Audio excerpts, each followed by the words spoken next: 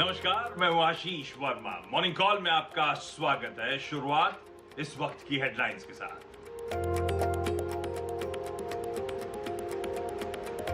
Apple और Facebook के अच्छे नतीजों से यूएस मार्केट्स का मूड सुधरा। डाउ फ्यूचर्स में 50 अंकों का उछाल। उधर फेड ने जीरो के करीब ब्याज दरें और बॉन्ड खरीद जारी रखने का किया फैसला। इधर एशिया में जापान का बाजार आज बंद। एसजीएक्स निफ्टी में 0.25% से ज्यादा की तेजी।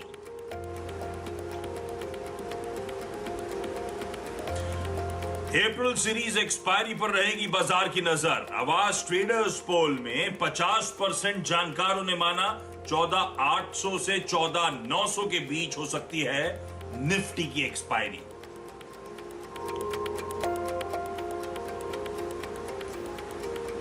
Q4 में अनुमान से कम रहा बायोकॉन का रेवेन्यू, लेकिन अनुमान के मुताबिक रहे मार्जिन्स। अदर इनकम की बदौलत 86% बड़ा मुनाफा।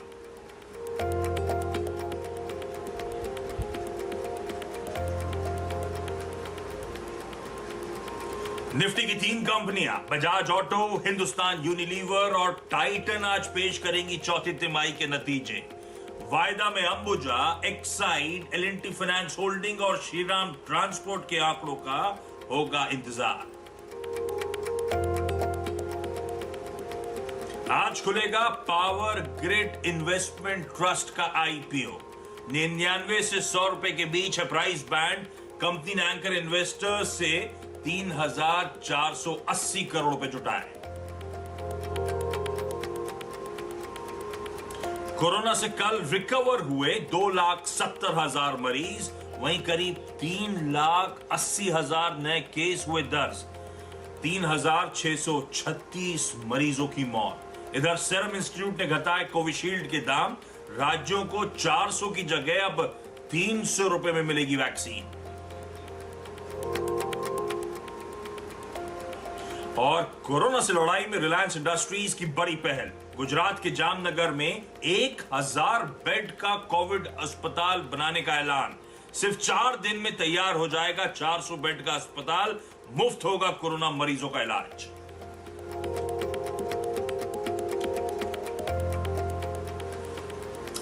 चलिए, गुरुवार की सुबह और आज है इस महीने का आखिरी गुरुवार, तो करनी है हम सबको तैयारी वो मंथली अप्रैल वायदा की एक्सपायरी की।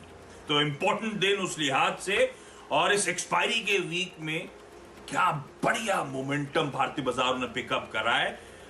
हर दिन तेजी तूल पकड़ती हुई नजर आई। इस हफ्ते की मैपिंग अब तक की आपकी स्क्रीन पर आएगी। मंडे को 1%, उसके ऊपर ट्यूसडे को 1.1% का निफ्टी में उछाल, और कल का दिन तो हाईलाइट 1.5% की मजबूती निफ्टी में देखने को मिली है।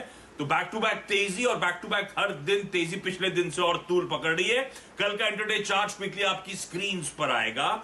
दिन भर एक्युमुलेशन, दिन भर बाइंग, फाइनली दिन के हाईज और 14,850 के ऊपर जाके हमने कल की पेनल्टीमेट सेशन जो था उसकी क्लोजिंग देखी थी। और पूरा दारोमदार था बैंक्स और फाइनेंशियल्स। निफ्टी बैंक में कल 3% का उछाल था। बाकी एनबीएफसीज ने बहुत अच्छा कंट्रीब्यूट करके दिया। अच्छा, कल के सेशन की एक और हाईलाइट है वो एफआईआई डीआई के आंकड़े। डायरेक्टर साहब स्क्रीन पर दिखाइएगा। पिछले 6 दिनों से कंटिन्यूस, 6 दिन मतलब पिछले हफ्ते के सोमवार से हर दिन एफआईआई की कैश मार्केट में बिकवाली। 6 ट्रेडिंग सेशंस हो गए थे। कल एक रिस्पाइट आया। एफआईआई की कैश मार्केट में फाइनली 700-750 करोड़ की बाइंग। डीआईएस तो खैर कंटिन्यूसली इस दौरान भारतीय बाजारों में खरीदारी करते हुए नजर आए। ये एक और इंटरेस्टिंग आंकड़ा था, इसलिए अपफ्रंट समझाया मैंने। क्विकली अमेरिकन मार्केट्स में कल कैसा कामकाज हुआ, तो अमेरिकन मार्केट्स की कल की क्लोजिंग देखेंगे तो फ्लैट से स्लाइटली इन रेड नजर आएगा। डाउ 0.5% दबाव, एस&पी फ्लैट, नैस्डैक में 1/4% की कमजोरी। पर क्या हुआ, मार्केट क्लोज होने के बाद वहां पे कुछ टेक मेजर्स, एप्पल का, फेसबुक के रिजल्ट्स आए जिन्होंने अनुमान को बीट करा। इसीलिए आज फ्यूचर्स पर नजर रखिएगा। डाउ फ्यूचर्स 50 पॉइंट मजबूत, लेकिन डाउ पे इसका असली असर नहीं। असली असर तो एस&पी और नैस्डैक में नजर आएगा। नैस्डैक 105 पॉइंट की मजबूती फ्यूचर्स में, S&P 0.5% मजबूती के साथ कामकाज कर रहा है। तो अमेरिकन मार्केट से क्यूज बुरे नहीं है, खासतौर से आफ्टर मार्केट वाले क्यूज बढ़िया है। बाकी तब और अब देख लेते हैं। बॉन्ड यील्ड कूल ऑफ हो रही है, डॉलर इंडेक्स कूल ऑफ हो रहा है, अच्छी बात। बाकी कच्चा तेल उछल रहा है। वैसे इंडिया को लेकर कंसर्न नीरज जी इस हफ्ते की शुरुआत में कह भी रहे थे, लेकिन अब वो कंसर्न से बियॉन्ड तेजी वापस तूल पकड़ चुकी है क्रूड में और सोने में। $1780 प्रति आउंस के ऊपर इंटरनेशनल मार्केट्स में ट्रेड।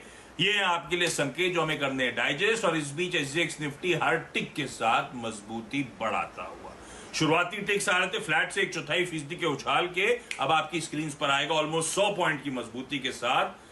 एक्सपायरी के दिन बढ़िया ओपनिंग के इंडिकेशन आते हैं। वैसे में धीरे धीरे समझेंगे ग्लोबली मूड माहौल कैसा है, वीरू से समझेंगे आज स्ट्रेटेजाइज कैसे करना है ऑल इंपॉर्टेंट एक्सपायरी दिन में, और हर्षदा बताएंगी तमाम इंपॉर्टेंट स्टॉक्स इन न्यूज।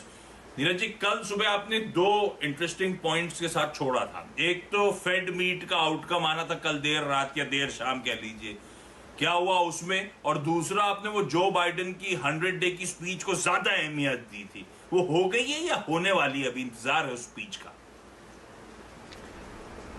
चल रही है अभी वो, और जो मैंने कहा था कि ज़्यादा अहमियत बाइडेन की उस स्पीच को होना चाहिए वही हो रहा है। आपसे थोड़ी देर पहले से स्पीच चल रही थी और उसमें लगातार अनाउंसमेंट्स की झड़ी लगाई गई है। उन्होंने जो अपने 100 डे की स्पीच में 2 बातें रखी सामने कि हमने जो अपने प्रोमिसेस किए थे वो कंप्लीट किए हैं। यानी हमने अमेरिका में $1400 की जो चेक्स थी वो दी है 85% पीपल को, और 16 करोड़ चेक्स ऑलरेडी पहुंच चुकी लोगों के पास। 20 करोड़ वैक्सीन्स लगाई हैं, और एक और नया प्लान इन्होंने शुरू किया है जो कि काफ़ी सिग्निफिकेंट है बच्चों की एजुकेशन के लिए और फैमिलीज़ की मदद के लिए। $1.8 ट्रिलियन।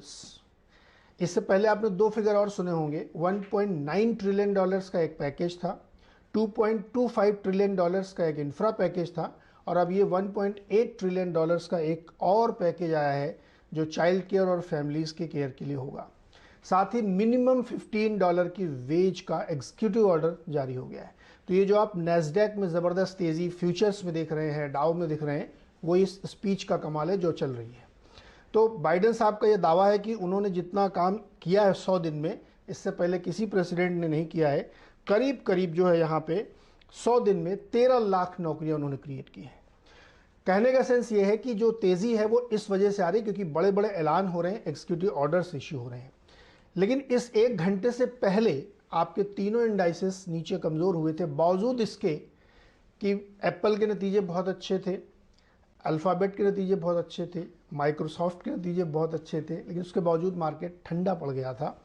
क्यों पड़ गया था ठंडा? क्योंकि फेड की जो कमेंट्री है, अब मैं उसको आपको एक लाइन में बताता हूँ। फेड ये कह रहा है कि मैं नज़र बनाए हुए हूँ, इकोनॉमी लीप्स एंड बाउंड्स में ग्रो कर रही है, लेकिन मुझे और प्रूफ चाहिए कि इन्फ्लेशन हाथ से बाहर जाएगा।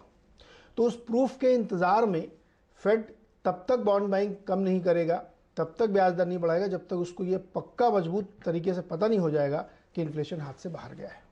उनका ये भी मानना है कि ये तब आप अंदाज़ा समझ लीजिएगा जब मैं अपनी बॉन्ड बाइंग का प्रोग्राम जो $120 बिलियन की है उसको कम करना शुरू करूं, तब आप समझिएगा कि इन्फ्लेशन बढ़ने की इरादा है। तो जो ये जो पूरी बात कही गई, इसकी बिटवीन द लाइन्स लोगों ने ये पढ़ी कि इन्फ्लेशन तो बढ़ रहा है, इसमें अब किसी को शक नहीं है। और ये जो बाइडेन साहब के अभी धुआंधार ऐलान चल रहे हैं इस समय, वो और बढ़ाएंगे इसको, क्योंकि 3 तरीके के हमने आपको पैकेज के फिगर्स बताए हैं, ये इन्फ्लेटरी हैं। तो उससे क्या होगा कि बढ़ेगा, लेकिन फेड भरोसा दे रहा है कि जब तक हो नहीं जाएगा हम करेंगे नहीं। तो मार्केट इस कश्मकश के बीच में झूल रहा है। तो एक बार उसने कमेंट्री सुनी, समझी तो नीचे आया, दूसरी बार कमेंट्री सुन और समझ रहा तो ऊपर जा रहा है। ये है अमेरिका इस समय। हाँ, तो ये चलिए वो रिजल्ट्स आफ्टर मार्केट्स ऊपर से ज्यादा इंपॉर्टेंट इस समय जो बाइडेन साहब की स्पीच चल रही है, थ्रेडबेयर नीरज जी ने एक्सप्लेन कर दिया है, और इस समय स्पीच अंडरवे है। तो 8 बजे फिर जुड़िएगा नीरज जी, जब ग्लोबल आउटलुक लेकर आएंगे तब और ज्यादा डिटेलिंग उस स्पीच की आपके सामने प्रेजेंट कर दी जाएगी। बस एक दिक्कत है, वो कोविड के आंकड़े। पहले टोटल एक्टिव केसेस देश भर के डॉक्टर साहब स्क्रीन पे दिखाएगा, उसके बाद दिल्ली मुंबई पे आऊंगा, सब जगह स्पाइक है। तो कोविड के कुछ दिनों के आंकड़े जब स्क्रीन पर आएंगे तो 3.5 लाख के आसपास के लेवल्स पर कंसोलिडेट हो रहा था, तब लोगों ने कहा भाई शायद प्लेटू बन रहा है। उसके बाद डिप आया था, आपको याद होगा 3,19,000 तक के एक्टिव केसेस, लगा सब ठीक होने जा रहा है। अब वापस बहुत तगड़ा स्पाइक है, 362 परसों, 380 का आंकड़ा अब कल का आता हुआ, तो डे ऑन डे इंक्रीज का सिलसिला शुरू होता हुआ, और उसमें मुंबई और दिल्ली से जो रिस्पाइट एक्सपेक्टेड थी वो हो नहीं पा रहा है। दिल्ली का तो कल ही आंकड़े ने सुबह वाले मेंशन कर दिया था मैंने कि वो एकदम से वापस तूल पकड़ गया है। मुंबई के आंकड़े में भी वापस तगड़ा जंप, तो 4,000 के नीचे कंसोलिडेट करने की हेडलाइन मैंने मेंशन करी थी कल सुबह, आज वापस 5,000 के आंकड़ा आता हुआ, तो स्पाइक वापस लौटता हुआ। 2 से 3 लाख के ब्रैकेट में भी इसी तरह से ट्रेंड बिहेवियर था, 3 से 4 लाख के ब्रैकेट में भी इसी तरह का ट्रेंड बिहेवियर नजर आ रहा है। तो अभी कोई रिस्पाइट नहीं है, हम सबको कॉशन बरतना है। हाँ, इस बीच कोविशील्ड के दाम वो जो मेंशन करा एक्टर साहब ने, हेडलाइन के प्रोड्यूसर साहब ने, वो घटा दिए गए राज्यों के लिए, वो एक अच्छी खबर आती हुई, और बाकी डोप जो है वो स्क्रीन्स पर आएंगे आपकी। अब मैं वीरू के पास जा रहा हूँ। एफआईआई, डीआईआई, कैश मार्केट में तो मैंने कह दिया आंकड़े बहुत दिनों बाद एक रिस्पाइट के तौर पे नजर आए, लेकिन वीरू बाकी के आंकड़े थे कैसे, डेटा पॉइंट सजेस्ट क्या कर रहे हैं, एक्सपायरी कहां हो सकती है, और कैसे स्ट्रेटेजाइज करूं आज का दिन, क्या ट्रेड लूं? देखिए, गुड मॉर्निंग आशीष। देखिए, एफआईएस के कैश के आंकड़े आए और सरप्राइज थोड़ा सा मेरे को इसलिए नहीं हुआ आशीष, क्योंकि जिस पैटर्न पे वो पिछले 3 दिन से ट्रेड कर रहे थे, हम यहाँ तक आया, मैंने 850 की ट्रेजेक्टरी तक ऑलमोस्ट 900 हमने कल किस कर दिया। जिस पैटर्न पे एफआईएस ट्रेड कर रहे थे, कैश की सेलिंग थी लेकिन इंडेक्स बाय था, स्टॉक फ्यूचर बाय था, वो पुट राइटर थे, तो उनकी तरफ से लेटर और सूनर कैश आना था, दैट्स गुड। कल दोनों अगर आप देखें, डीआईज एफआईएस की बाइंग और नेट कैश बाजार में 1100 करोड़ रुपए। हिस्टोरिकल लेवल्स को काटने के लिए और हायर लेवल्स पर सस्टेन करने के लिए ये डेटा जरूरी होता है, वो है।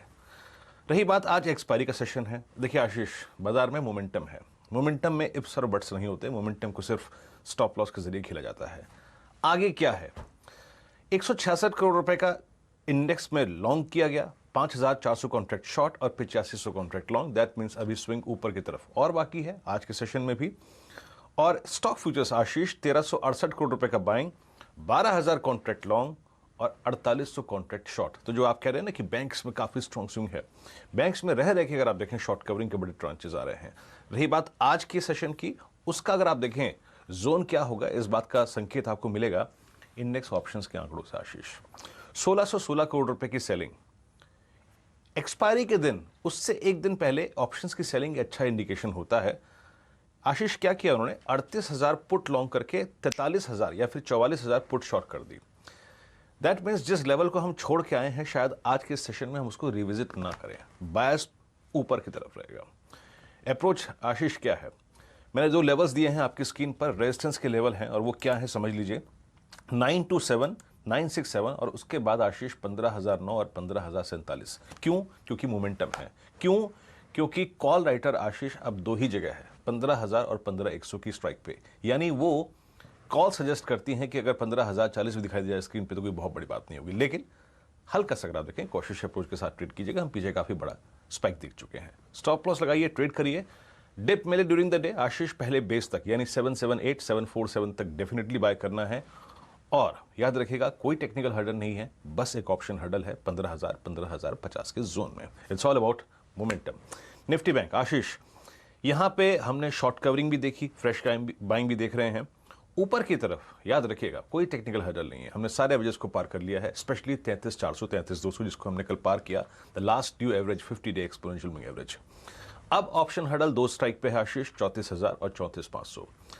हमें क्या करना है आज, हमें अपने फर्स्ट जो हमारा बेस है हमें बाय भी करना है, और फर्स्ट बेस के ऊपर कोई भी डिप आए तो उसको भी बाय करना है। 34,050, 34,060 का जोन निकलने के बाद आपको 200-250 पॉइंट का स्विंग और मिलेगा। तो ऐसे अप्रोच करिए, और आखिरी में थोड़ा सा अगर आप देखें रिट्रेस होने की कोशिश कर सकता है इंडेक्स, क्योंकि एक्सपायरी जोन में आने की कोशिश करेगा। 14,950, 14,900 के आसपास एक्सपायरी होने की संभावना है आशीष। ओके, तो 14,900, 950 के आसपास एक्सपायरी होने की संभावना, और एजेक्स निफ्टी उसी जोन्स पे हमारे मार्केट्स को खुलने के इंडिकेशंस दिखाता हुआ आज के ट्रेडिंग बेट स्क्रीन्स पर आएंगे। एलएफएस ब्रोकिंग कह रहे हैं एनएमडीसी में खरीदारी करनी है 155 के टारगेट्स के लिए। एंजल ब्रोकिंग का टॉप कॉल है एचडीएफसी बैंक, खरीदिए 1540 का लक्ष्य यहां पे हासिल होगा। और रेलिगेयर ब्रोकिंग का मानना है दिवीज लेबोरेटरीज खरीदना है 4100 के टारगेट्स। सारे ट्रेड्स के स्टॉप लॉसेस स्क्रीन पर नोट डाउन करिएगा। अच्छा, मैं वो वीरू के पास जाने से पहले वायरस के आंकड़ों की एक्टिव केसेस थोड़ा सा स्पाइक आ रहा, उस पर बात कर रहा था। कल वो सीएलएसए ने एक रिपोर्ट निकाली और सीएलएसए का कहना है कि सेकेंड वेव का पीक दरअसल अभी नहीं, जून में होता हुआ नजर आएगा। अभी तो अप्रैल खत्म हो रहा है, तो देखना होगा। कह रही एनीबडीज गेस कब पीक होता हुआ नजर आता है। लेकिन नीरज जी, महाराष्ट्र में लॉकडाउन 15 दिन एक्सटेंड कर दिया है बियॉन्ड 30 अप्रैल। एक ऑफिशियल कंफर्मेशन आ गया है कि मिनिस्ट्री का, ये सरकार के किसी मिनिस्टर ने बस कहा है अभी कि ऐसा विचार विमर्श चल रहा है। ये मेरे पास उसका कम्युनिक तो नहीं है, लेकिन मेरे सोर्सेज ने कंफर्म कर दिया कि कल कैबिनेट में डिसीजन ले लिया गया है कि 15 दिन एक्सटेंड कर दिया गया, क्योंकि केसेस बहुत बड़े, 3,80,000 आज केस का आंकड़ा आया है। तो उसको देखते हुए सरकार के मानना है कि इसको 15 दिन एक्सटेंड करना चाहिए। बिल्कुल कंफर्म। ठीक है।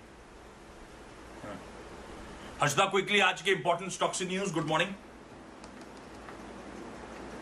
Good morning Ashish. बायोकॉन के साथ शुरुआत करेंगे। तिमाही नतीजों में हमने देखा है रेवेन्यू में ग्रोथ जरूर आई है, करीब 18% तक रेवेन्यू बढ़े हैं। हालांकि अनुमान से थोड़ा सा हल्का आंकड़ा नजर आया। 2000 प्लस करोड़ के आंकड़े का अनुमान था, 1838 करोड़ का आंकड़ा आया है। मार्जिन 23% पर आए हैं। इनफैक्ट मार्जिन एकदम इन लाइन है 23.7% पर। हालांकि प्रॉफिटेबिलिटी 296 करोड़ पर जो आई है उसको देखकर ज्यादा उत्साहित नहीं होना चाहिए, क्योंकि यहाँ पर एक अदर इनकम का आंकड़ा है करीब करीब 205 करोड़ का। तो वैसे अगर आप देखें operating margin in line, revenue miss है हल्का सा। बायोसिमिलर बिजनेस में हमने देखा है थोड़ा सा डिक्लाइन जरूर नजर आया है। तो ठीक ठाक नंबर्स, ऐसे कुछ उत्साहजनक नतीजे हैं नहीं बायोकॉन के। लेकिन हाँ, केपीआईटी टेक्नोलॉजीज के नतीजे उम्मीद से काफी बेहतर हैं। मैनेजमेंट ने दरअसल FY22 के लिए डबल डिजिट गाइडेंस भी दे दिया है। अब Q4 में क्या हुआ है, डॉलर रेवेन्यू करीब करीब 7% से बढ़ा, $74.5 मिलियन पर आया। रुपी रेवेन्यू में 4-4.5% तक की वृद्धि देखने को मिली है। एबिटा मार्जिन 16% पर स्थिर है। प्रॉफिटेबिलिटी में 12% का इजाफा, करीब 46.5 करोड़ के आसपास का ये नंबर सामने निकल कर आया। तो केपीआईटी के नंबर्स अच्छे हैं। और मिड कैप आईटी में हमने वैसे भी इंटरेस्ट काफी देखा है प्री रिजल्ट। टाटा कम्युनिकेशन की ओर से परफॉर्मेंस Q4 वाला कमजोर है, उम्मीद पर खरी नहीं उतरी है कंपनी। रेवेन्यू में 3.5% की गिरावट क्वार्टर ऑन क्वार्टर बेसिस पर, साल दर साल कंपेयर करेंगे तो 7.5% का प्रेशर देखने को मिला है। और प्रॉफिटेबिलिटी भी करीब करीब 3% घटती हुई दिखाई दी है। बॉम्बे डाइंग फटाफट मैं आपको बता दूं, रेवेन्यूज अच्छे हैं, 59% का इजाफा है, 499 करोड़ का आंकड़ा। मार्जिन 9% पर आए हैं। हालांकि लॉस आया है 167 करोड़ का। ऑपरेशनल परफॉर्मेंस अगर आप देखेंगे तो अच्छा है। लॉस का फैक्टर ऑफ कोर्स पिछले साल एक डेफर्ड टैक्स इनकम थी, उसकी तुलना में अब आपको ज्यादा लॉस दिखाई देगा। पिछले साल प्रॉफिट था 48 करोड़ का। एफिल इंडिया भी आज रेडार पर रहेगा, क्योंकि इनकी जो QIP की प्राइसिंग आई है वो करीब 5,422 रुपीज प्रति शेयर आई है। याद रखिएगा कंपनी करीब करीब 600 करोड़ का QIP बाजार में लेकर आ रही है। ओके, इस नोट पर क्विकली छोटा सा ब्रेक के उस पार आज की कमोडिटी करेंसी मार्केट्स की टॉप स्ट्रैटेजीज और साथ साथ आज का ऑल इंपॉर्टेंट इवेंट्स कैलेंडर।